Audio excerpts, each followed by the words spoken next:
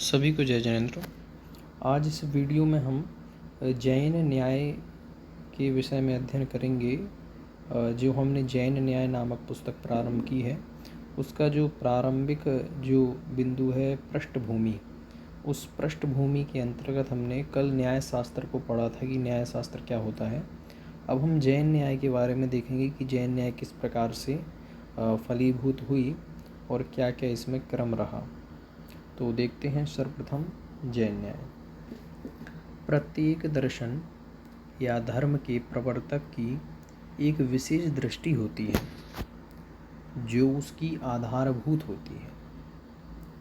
जैसे भगवान बुद्ध की अपनी धर्म प्रवर्तन की में मध्यम प्रतिपदा दृष्टि है, या शंकराचार्य की अद्वैत दृष्टि है। जैन दर्शन के प्रवर्तक महापुरुषों की भी उसके मूल में एक विशेष दृष्टि रही है, उसे ही अनेकांतवाद कहते हैं।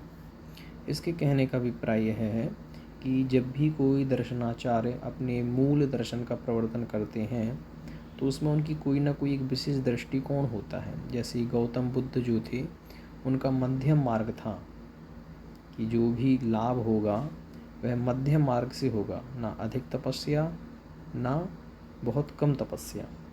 इसीलिए और ऐसे ही जो अद्वैत के शंकर हुए हैं, शंकराचार्य, उनकी जो मूल दृष्टि थी वह अद्वैत पर आधारित थी। ऐसी जैन दर्शन का जो मुख्य है बिंदु, यानी आपको संपूर्ण जैन दर्शन में अनेकांतवाद ही पुष्ट होता हुआ दिखाई देगा। यानी कहीं भी अनेकांत का विरोध करके एकांत से कथन नहीं किया जाएगा। तो इसीलिए अनेकांत को हम जैन दर्शन की एक मूल बिंदु के रूप में देखते हैं। जैन दर्शन का समस्त आचार विचार उसी के आधार पर है।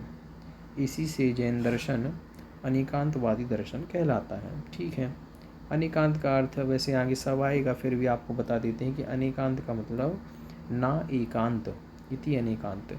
इसका मतलब जो अन्य दार्शनिक हैं वह या तो जगत को नित्य मानते हैं, अनित्य मानते हैं, है ना। परंतु जैन दर्शन में एक वस्तु अथवा द्रव्य की अनंत धर्म होते हैं, अनंत धर्मात्मक वस्तु होती है। तो इसीलिए हमारे यहाँ पे नित्यानित्य कहा जाता है वस्तु को। इसीलिए ऐसे ही हमको यहाँ पर भी समझना है कि एकांत से जो कथन नहीं करता वह अनेकांत है और वस्तु को अनंत धर्म मानता है।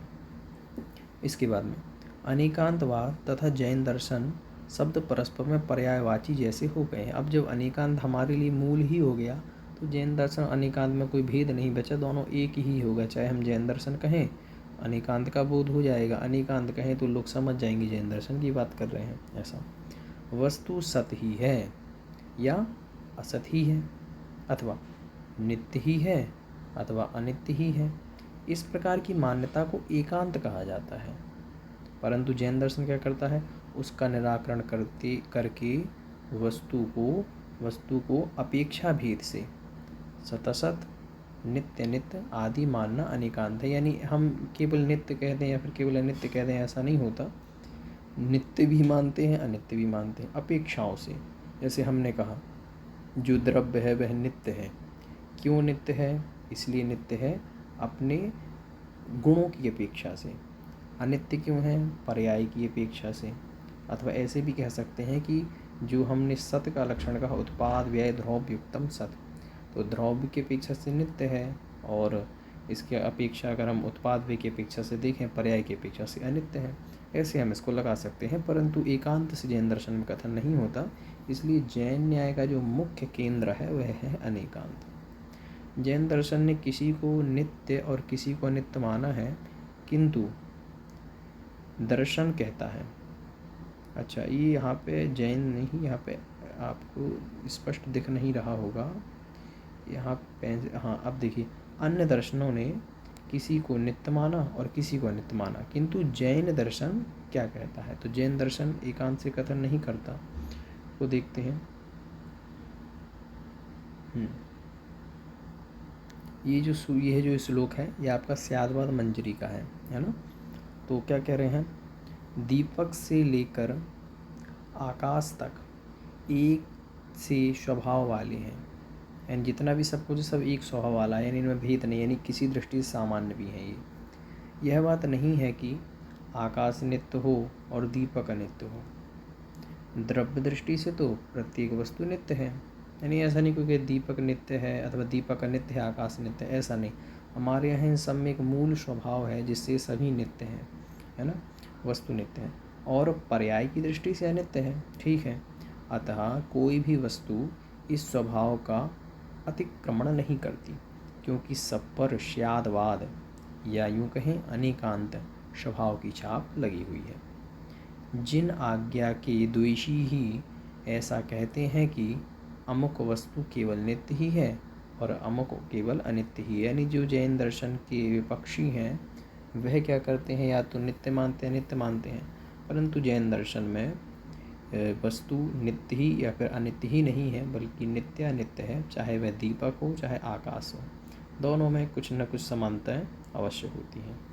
इस प्रकार से आगे कहते हैं, अच्छा हाँ, स्यादवद मंजरी जो है आपके आचार्य मल्लीषीण के द्वारा कृत है ना, और मल्लीषीण आचार्य का जो समय है वह आपका 1292 है ना, 13वीं शताब्दी का उत्तरार्ध मान सकते हैं ना। तो इस प्रकार से मल्लीषीण के द्वारा लिखी गई स्यादवद मंजरी का यह आपका श्लोक और इसकी व्याख्या है। और कहते हैं स्यादवाद शब्द में स्यात शब्द अनेकांत रूप अर्थ का वाचक अव्यय है। जो स्यादवाद शब्द है, क्या कहा, स्यादवाद शब्द में स्यात शब्द अनेकांत रूप अर्थ का वाचक है। जो हम स्यादवाद कहते हैं तो स्यादवाद में जो प्रथम शब्द है स्यात, स्यात का मतलब होता है कथंचित, है ना। स्यात का मतलब ये एक अव्यय वाक्य है जो आगे जुड़ा हुआ है, वाद के आगे स्याद, तो स्याद जो एक अव्यय पद है, और ये जो अव्यय, ये जो स्याद है, स्याद का अर्थ होता है कथंचित, और ये जो स्यादवाद है तो कथंचितवाद है, यह अनेकांत को ही दर्शाता है कि हम अनेकांत को कह रहे हैं, है ना, ऐसा। अतएव स्यादवाद का अर्थ अनेकांतवाद कहा जाता है, क्योंकि देखिए हम वस्तु के अनेकांत को कह नहीं सकते, इसलिए जब हम स्याद शब्द लगा देते हैं तो हमारा अभिप्राय समझ में आ जाता है कि सामने वाला अनेकांत का पोषक है, क्योंकि हम एकांत को नहीं पकड़ रहे। तो स्यादवाद में स्याद शब्द कथंचित अथवा अनेकांत का वाचक होता है। इसकी है जैन दर्शन की, स्यादवाद जैन दर्शन की विशेषता है। इसी से समंतभद्र स्वामी ने कहा है। तो क्या कहा है, तो बता रहे हैं, कह रहे हैं, हे जिनेन्द्र, स्यात शब्द केवल जैन न्याय में है, अन्य एकांतवादी दर्शनों में नहीं है, ऐसा समंतभद्र स्वामी ने कहा है स्वयंभू स्तोत्र में, है ना, इस प्रकार से। और क्या कहते हैं, जैन दर्शन एक द्रव्य पदार्थ ही मानता है, उसे मानने पर दूसरे पदार्थ के मानने की आवश्यकता नहीं रहती। गुण और पर्याय के आधार को द्रव्य कहते हैं। देखिए और भी जो दर्शनाचार्य और दर्शन है उनमें किन्हीं ने 7 पदार्थ माने हैं, है ना, किसी ने 10-16 पदार्थ माने हैं, किन्हीं ने 25 तत्व माने हैं, परंतु जैन दर्शन केवल एक द्रव्य पदार्थ ही कहता है, मात्र द्रव्य। द्रव्य को कहने से अपने आप द्योतित हो जाता है, और कि हम इसकी और भी धर्मों को हमें अलग अलग से कहने की आवश्यकता नहीं है। और दूसरी बात, अगर हम ऐसा भी कहें कि गुण और पर्याय का जो आश्रयदाता है, जो आधार है, उसको द्रव्य कहते हैं, ऐसा। ये गुण और पर्याय इसी द्रव्य के ही आत्मस्वरूप है। आत्मस्वरूप का मतलब यह इससे भिन्न नहीं है, क्योंकि अन्य दर्शनाचार्यों ने जो गुण को माना है वह द्रव्य से भिन्न भी माना है, जैसे न्याय आदि ने, परंतु हम द्रव्य और गुण में भेद नहीं करते, बल्कि गुण स्वरूप ही द्रव्य होता है ना, अथवा द्रव्य और गुण में भेद नहीं, अखंड आत्मक है एक दृष्टि से देखा जाए तो, है ना। और भेद दृष्टि से देखें, संज्ञा संख्या लक्षण प्रयोजन आदि की दृष्टि से भेद करें तो फिर भेद भी बनता है, परंतु अखंड आत्मक हमारे यहाँ पर है। गुण और पर्याय जो हैं ये द्रव्य से भिन्न नहीं है, द्रव्य स्वरूप ही है, इसलिए ये किसी भी हालत में द्रव्य से पृथक नहीं होते, क्योंकि अखंड है। द्रव्य के परिणमन को पर्याय कहते हैं, यानी द्रव्य में जो परिणमन होता है, क्रमवर्तिनः पर्याय, यानी जो द्रव्य में जो परिवर्तन हो रहा है वह पर्याय कहलाती है। इसे आपके सामने कोई वस्तु रखी हुई है, अब आप सोचें हमेशा वैसी ही रहती है, तो ऐसा नहीं है। आपको दिख रही है कि आज भी वही है, कल भी वही है, लेकिन उसके जो परमाणु हैं, पुद्गल, उनमें परिवर्तन होता रहता है प्रति समय, की जो पर्याय है वो बदल रही है। तो ऐसे ही पर्याय द्रव्य से भिन्न नहीं है, द्रव्य स्वरूप ही है। ऐसी गुण भी द्रव्य से भिन्न नहीं है, द्रव्य स्वरूप ही है, जो बतलाता है कि द्रव्य सदा एक सा कायम ना रहकर प्रतिक्षण बदलता रहता है। आज उसकी पर्याय है, उसको क्या बता रही, यही बता रही कि उसमें प्रतिक्षण परिवर्तन होता रहता है, जिसके कारण द्रव्य सजातीय से मिलते हुए और विजातीय से भिन्न प्रतीत होते हैं, वे गुण कहलाते हैं। देखिए गुण क्या है, जैसे अभी द्रव्य की परिभाषा बताई, जो गुण और पर्याय का आश्रय दाता है। ठीक है। अच्छा, पर्याय किसे कहते हैं? तो पर्याय जो बदलती रहती है, क्रमवर्ती होती है, वह पर्याय है। अब गुण किसे कहते हैं? तो गुण के लिए कहा जिसके कारण द्रव्य सजातियों से मिलते हुए और विजातियों से भिन्न प्रतीत होते हैं, वे गुण कहलाते हैं। यानी अगर किसी में गुण है, जैसे मान लीजिए कोई व्यक्ति है, अब उसमें गुण है कि वह एक अच्छा गायक है, तो अब उसमें ये जो गुण है वह उसको सजातियों से समान करेगा और विजातियों से भिन्न प्रतीत करेगा। तो जितने भी गायक होंगे वह उनके समान होगा, सजातीय गुण है क्योंकि। और जो गायक नहीं है, जो नृत्यकार हैं, उनसे वह भिन्न होगा। तो गुण क्या होता है? सजातियों में उसको मिलाता है और विजातियों से भेद बताता है, ऐसा गुण होता है। ये गुण ही अनुवृत्ति और व्यावृत्ति के साधन होते हैं। ऐसा नहीं कि वो केवल अनुवृत्ति करवाता है या फिर केवल व्यावृत्ति करवाता है, ऐसा नहीं है।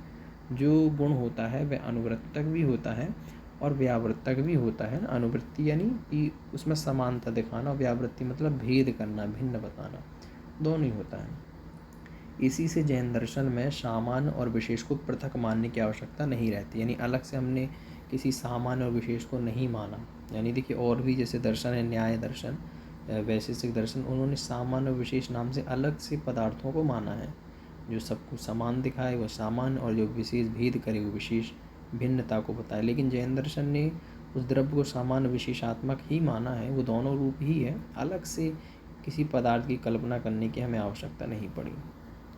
गुण, कर्म, समवाय, सामान्य, विशेष और अभाव, ये सब द्रव्य की ही अवस्थाएं हैं। इसको इससे भिन्न नहीं मानना जैसे अन्य दर्शन वालों ने माना है। इनमें से कोई भी स्वतंत्र पदार्थ नहीं है जैन दर्शन में, परंतु न्याय वैशेषिक में इसको पृथक माना जाता है। वेदांत दर्शन पर्याय को अवास्तविक और पर्याय से भिन्न द्रव्य को वास्तविक मानता है।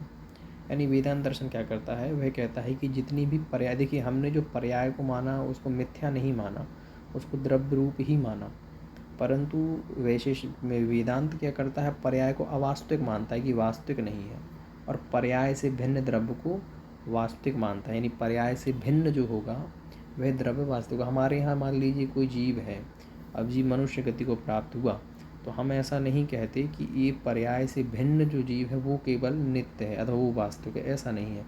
पर्याय भी वास्तविक है और वह जो जीव है वह भी वास्तविक है, परंतु वेदांत में पर्याय को मिथ्या ही मान लिया जाता है। इसीलिए कहा पर्याय से भिन्न द्रव्य को वास्तविक मानता है, लेकिन ऐसा नहीं है। हमारे यहाँ पे पर्याय को वास्तविक मानते हैं, उसको भिन्न से द्रव्य नहीं मानते। जैन दर्शन दोनों को ही वास्तविक मानता है। इसी से वस्तु न केवल द्रव्य रूप है, न केवल पर्याय रूप है, किंतु द्रव्य पर्यायात्मक है, वही प्रमाण का विषय कहा जाता है। इस प्रकार से और क्या कहते हैं इसके तो बताते हैं। जैन दर्शन प्रमाण और नए से वस्तु की सिद्धि मानता है। यानी किसी भी वस्तु को सिद्ध करना हो कि यह सम्यक है अथवा मिथ्या है, तो उसकी सिद्धि या तो प्रमाण से करेंगे या फिर नयों से करेंगे। तो कह रहे हैं स्वपर प्रकाशक ज्ञान ही प्रमाण है। यानी अगर कोई पूछे कि जैन दर्शन में प्रमाण किसे कहा, तो स्वपर प्रकाशक ज्ञान ही प्रमाण है। यानी मुख्य रूप से तो ज्ञान ही प्रमाण है। और ज्ञान की विशेषता क्या है? तो वो जो स्व और पर का अवभाषक होता है, प्रकाशक होता है, यानी अपना स्व यानी अपनी आत्मा को भी जनवाए, साथ में ही पर पदार्थ का भी ज्ञान कराए। ऐसा जो ज्ञान है वो ज्ञान को प्रमाण कहा अथवा साधन कहा, है ना। देखिए न्याय और जैन दर्शन, इसमें आप विशेष समझ लीजिए। न्याय में जो परिभाषा आती है प्रमाकरणम प्रमाणम, जैन दर्शन में परिभाषा आती है कि सम्यक ज्ञानम प्रमाणम। तो वास्तविकता में देखा जाए तो इनमें किंचित अपेक्षा से भेद भी है और अभेद भी है। अब जैसे मान लीजिए ज्ञान के द्वारा अर्थ का अवगाहन होता है, ठीक है, अर्थ का अवगाहन होगा। जैसे मान लीजिए ज्ञान है, अब ज्ञान से हमने किसको जाना? हमने जाना घट को, तो घट विषय बना और ज्ञान ने जाना, तो ज्ञान और ज्ञान का विषय घट। न्याय भी ऐसे ही मानता है कि ज्ञान का विषय घट होता है, और जैन दर्शन ही मानते हैं ज्ञान का विषय घट होता है। परंतु दोनों में अंतर कहाँ पड़ा? दोनों में अंतर ये पड़ा कि ज्ञान में जो अब हमें ज्ञान हुआ, ज्ञान का विषय घट बना, तो ज्ञान का विषय जो घट बना उसमें साधकतम क्या है? तो जैन दर्शन वाले साधकतम मानते हैं किसको? ज्ञान को ही मानते हैं। ज्ञान ने ही अर्थ का अवगाहन किया है, तो इसलिए ज्ञान को प्रमाण कहा जाता है। और जो इंद्रियां हैं उनको गौण कर दिया जाता है, इसलिए उसको भी प्रमाण कहा, लेकिन उसको गौण कर दिया। मुख्य रूप से हमने ज्ञान को प्रमाण माना।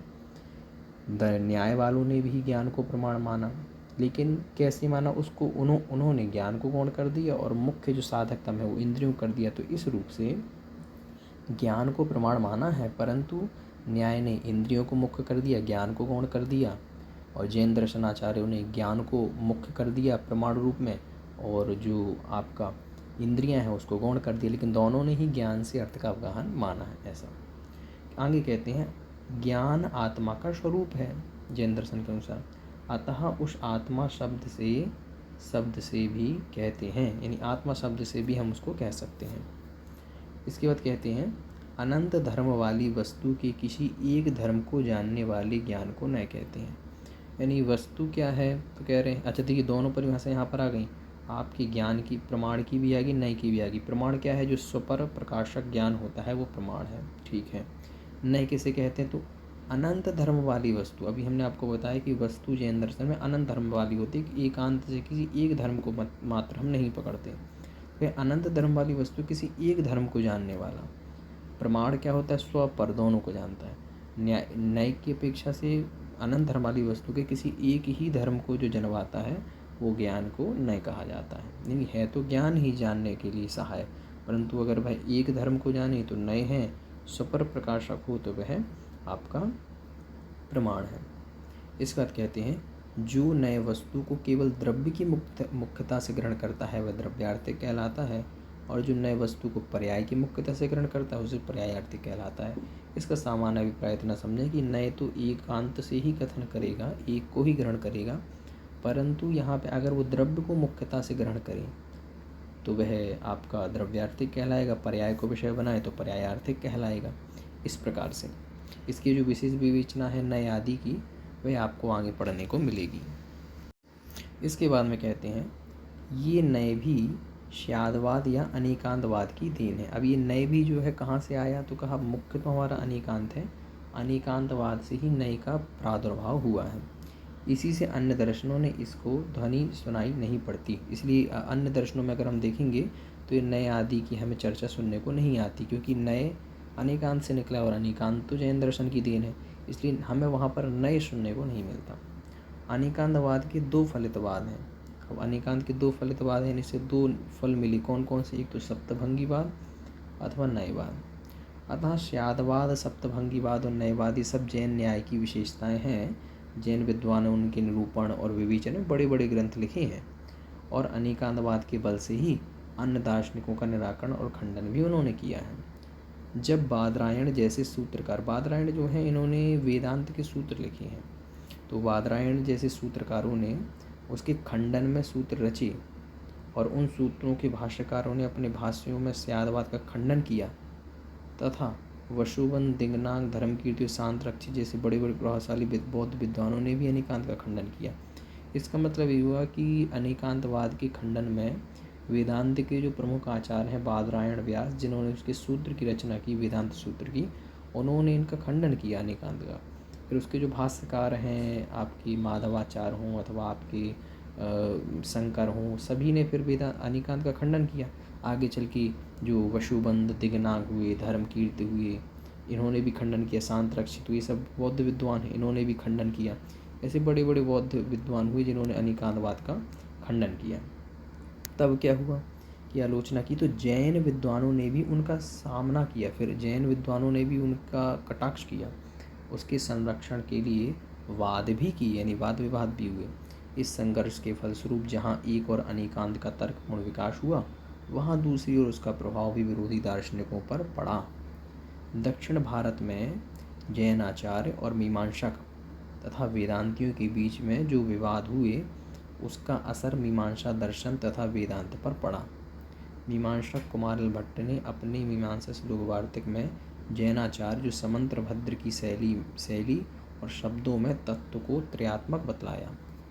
देखिए, अब जब वाद विवाद हुए जैनों से अन्य दर्शनाचार्यों के, तो उनके अंदर भी कहीं ना कहीं अनेकांत प्रस्फुटित हो गया। तो उन्होंने कहीं ना कहीं तो अनेकांत, यानी कहाँ हम अनेकांती नहीं है, लेकिन कहीं ना कहीं उनके सिद्धांतों में देखने को मिल जाता है। जैसे यहाँ पर एक उदाहरण दिया जो मीमांसा कुमारिल भट्ट हैं, उनकी जो मीमांसा श्लोक वार्तिक है, उसमें उन्होंने जैनाचार्य समंत्रभद्र की शैली को अपनाया, जो इनसे पूर्व में हो चुके हैं। तो इन्होंने क्या किया, इन्होंने शब्द तत्व को त्रयात्मक बता दिया। अब आप भी त्रयात्मक बता रहे हैं, अनेकांतात्मक बता रहे हैं, तो त्रयात्मक से कहीं ना कहीं अनेकांत ही द्योतित हो जाता है। तथा रामानुजाचार्य, जो रामानुजाचार्य है, इनका समय आपकी 11वीं शताब्दी है पूर्वार्ध। तो रामानुज ने शंकराचार्य के मायावाद के विरुद्ध में विशिष्टाद्वैत का निरूपण करते समय अनेकांत दृष्टि का ही उपयोग किया है। तो अब जो रामानुजाचार्य जो शंकर के बाद में यानी 200-300 वर्ष बाद हुए 11वीं शताब्दी में, उन्होंने शंकराचार्य के अद्वैत का खंडन यानी मायावाद के विरुद्ध में जब उन्होंने खंडन किया उसका, तो उन्होंने एक अपना संप्रदाय चलाया रामानुज, जिसका नाम है विशिष्टाद्वैत। विशिष्टाद्वैत भी जो है यह अनेकांतवाद का पोषक है कि भिन्न भी है अभिन्न भी है। तो इस प्रकार से हमें इन दर्शनों में कहीं ना कहीं जैन दर्शन की छाप दिख जाती है, जो जैन दर्शन की ही देन है। इसके पश्चात जैन दर्शन ना तो सृष्टिकर्ता ईश्वर को मानता है, ना ही वेद को प्रामाण को स्वीकार करता है। ये बात तो स्पष्ट है। ये जो सृष्टि है हमारी प्राकृतिक रूप से स्वाभाविक ही चलती है, इसके लिए कोई ईश्वर नहीं है, और इसी से उनकी गणना नास्तिक दर्शनों में की जाती है। यद्यपि वह कट्टर आस्तिक है, यानी जैन दर्शन यद्यपि कट्टर आस्तिक है क्योंकि वह आत्मा में विश्वास करता है, परंतु वेदों की ना मानने कारण जो वेद के मानने वाले वो कहते हैं जैन नास्तिक हैं। इसी जैन की दृष्टि में जो जैन दर्शन को नहीं मानता वह वैदिक लोग नास्तिक हैं। इस प्रकार से अतः अनेकांत के साथ सृष्टिकर्ता ईश्वर और वेद के प्रामाण्य को लेकर भी ईश्वर और वेदवादी दार्शनिकों से जैनों का संघर्ष होता था, यानी बहुत संघर्ष हुआ वेद के प्रामाण्य के लिए अथवा ईश्वर के सृष्टिकर्ता के रूप में जब वो लोग कहते हैं तो जैन दर्शन को खंडन करना पड़ता है। यही उद्गम तथा इसी प्रकार की कुछ अन्य विशेषताएं हैं जिनको लेकर जैन न्याय का उद्गम तथा विकास माना जाता है। तो इस प्रकार से हम इस विषय को समझ सकते हैं कि जैन न्याय किस प्रकार से आगे बढ़ा। अब आज के लिए हम विषय इतना ही रखते हैं। इसके बाद जो अपना तृतीय क्रम में जो विषय आएगा वो आएगा अकलंग देव के पूर्व जैन न्याय की स्थिति, यानी अकलंग देव को मध्य में रख दें। अकलंग देव 8वीं सदी में, उनके पूर्व में जितने आचार्य हुए उनको भी हम पढ़ेंगे दर्शन में भूमिका, अकलंग देव को भी पढ़ेंगे, फिर उनके बाद में जितने आचार्य हुए उनको भी पढ़ेंगे, तब जाके हमारी पृष्ठभूमि पूर्ण होगी। उसके बाद फिर हम नया विषय प्रारंभ करेंगे जैन न्याय ही पुस्तक का, जो आगे का विषय है आपका प्रमाण। तो आज के लिए इतना ही। सभी को जय जैनेंद्र।